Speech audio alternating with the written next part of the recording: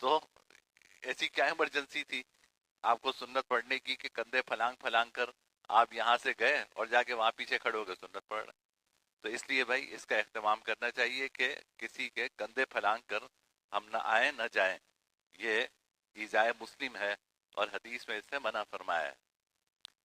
اگلی چیز یہ ہے کہ مسجد، قرآن کریم میں بھی اللہ تعالیٰ نے فرمایا کہ یا بنی آدم خذوا زینتکم عند کل مسجد، سورہ آراف میں فرمایا کہ اے بنی آدم جب تم مسجد جاؤ تو زینت والا لباس اختیار کرو، جب تم مسجد جاؤ تو زینت والا لباس اختیار کرو۔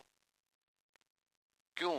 تاکہ کسی کو تمہاری ہیئت سے تکلیف نہ پہنچے۔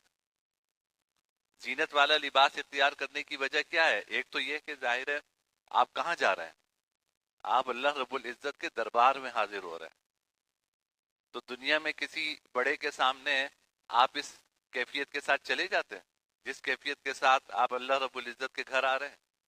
کپڑا شلوار کوئی پہنی ہوئی ہے، کرتا کوئی پہنا ہوا ہے، رات کو سو کے جس کپڑے میں اٹھے اسی کپڑے میں اٹھ کے مسجد آ گئے، کہ ساتھ کھڑے ہونے والے کو کراہت ہو رہی ہے کہ میں کس بے ڈھنگے آدمی کے ساتھ کھڑا ہو گیا ہوں جس کو اپنے لباس کا اندازہ نہیں ہے۔ پیچھے کھڑا ہونے والا وہ آفت میں مبتلا ہے، مصیبت ہے کہ میں کہاں کھڑا ہو گیا۔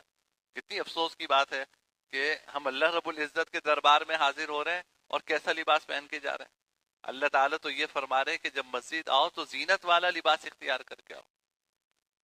تو کسی معزز محفل میں انسان جب جاتا ہے تو کس اہتمام کے ساتھ جاتا ہے؟ تو آپ یہ سوچئے نا کہ اس سے بڑھ کر بھی معزز محفل کوئی ہو سکتی ہے مسجد سے بڑھ کر، کہ آپ اللہ رب العزت کے حضور حاضر ہو رہے ہیں، سجدہ ریز ہوں گے، باری تعالیٰ کے حضور آپ پیش ہو رہے ہیں، تو اس سے بڑھ کر کیا معزز جگہ ہوگی؟ تو اس معزز جگہ آنے کا اہتمام کرنا چاہیے، آدمی اچھے صاف ستھرا لباس پہن کر آئے، خوشبو کا اہتمام کرے، اس طرح مسجد میں آنا چاہیے۔ پسینے کی حالت میں ہو یا کوئی ایسی چیز کھائی بھی ہو جس سے منہ میں بو آتی ہو، ایسی حالت میں مسجد میں نہیں آنا چاہیے۔ حدیث نے فرمایا کہ لہسن، کچا لہسن اور کچی پیاز کھا کر مسجد میں نہ آؤ۔ حدیث نے منع فرمایا کہ کچا لہسن کچی پیاز کھا کے مسجد میں نہ آؤ۔ آپ نے فرمایا کہ اس سے انسانوں کو بھی اذیت ہوتی ہے اور فرشتوں کو بھی اذیت ہوتی ہے۔ ہم یہاں پہ مسجدیں موجود ہیں تو جتنے انسان ہیں نا، اس سے نہ جانے کئی گنا فرشتے یہاں موجود ہیں جو انشاءاللہ اللہ رب العزت